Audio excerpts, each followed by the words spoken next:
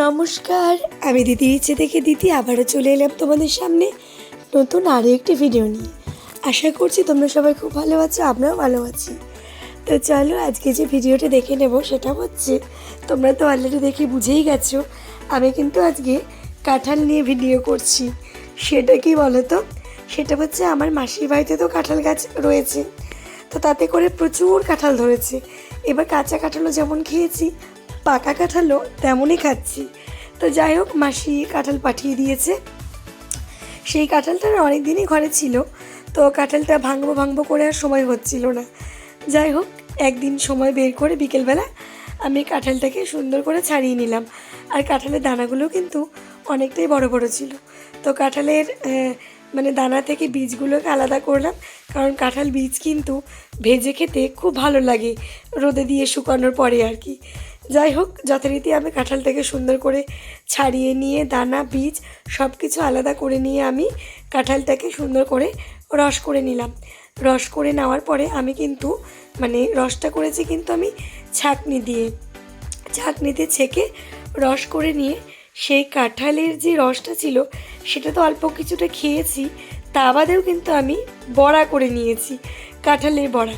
আর কাঁঠাল খেতে কিন্তু আমি খুব ভালোবাসি, সে বড়া হোক আর আম দিয়ে কাঁঠাল মুড়ি হোক আর এমনি কাঁঠালই হোক। যেমন আমি গরমের সময়তে কাঁঠালের তরকারি মেটে বলো, তারপরে চিংড়ি মাছ বলো, বা এমনি কাঁঠালের তরকারি খেতে ভালোবাসি, তেমন আমি কিন্তু আবার পাকা কাঁঠালও খেতে খুব ভালোবাসি। আমি জানি না আমার মতো কে কে ভালোবাসো, আমাকে কিন্তু কমেন্ট করে জানিও কে কে ভালোবাসো আর কে কে ভালোবাসো না। যাই হোক, চলো এই আজকে কাঁঠাল নিয়ে ভিডিও তোমাদেরকে শেয়ার করছি, মাসির বাড়ির গাছের কাঁঠাল। আশা করছি আমার ভিডিওটা তোমাদের খুব ভালো লাগবে। যদি ভালো লেগে থাকে তাহলে কিন্তু অবশ্যই একটা লাইক, কমেন্ট আর ছোট্ট করে সাবস্ক্রাইব করে দিতে হবে। আর যে কাঁঠালের বড়া খাবে, আমার বাড়িতে সবার নেমন্তন্ন রইল, সবাই চলে এসো আমার বাড়িতে, আমি তোমাদেরকে বড়া করে খাওয়াবো। আর বড়াটার মধ্যে না আমি তেমন কিচ্ছু দেইনি, জাস্ট ওই কাঁঠালের যে রসটা আর কি, সেই পেস্ট, তার মধ্যে আমি অল্প একটু দিয়েছি, ওই অল্প একটু তোমার হচ্ছে বাতাসা দিয়েছি।